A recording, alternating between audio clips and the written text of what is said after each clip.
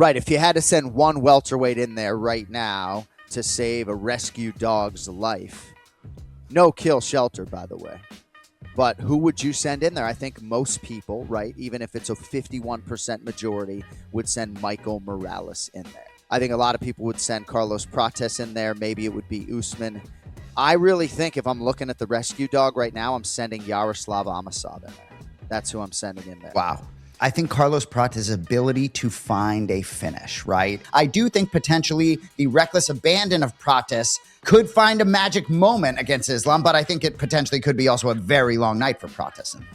I would be excited to see Carlos Prates and Michael Morales. I think we can all sort of look at what we saw Saturday night and probably come to the conclusion that in terms of the defensive wrestling and grappling, that Morales and Prates are going to have a hard time being as good as Machado Gary was, even if he didn't have great escapability. I think maybe Morales would surprise some people with his ability in those situations. I mean, Prates is an outstanding athlete.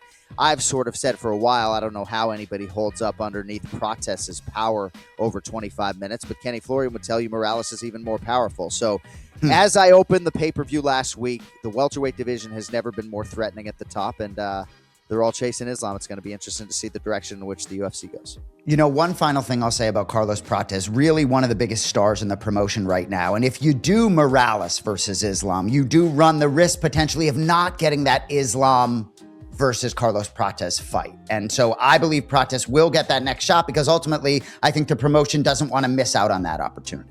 Well, I think it's fair to say that Carlos Prates is a top 8 company superstar right now.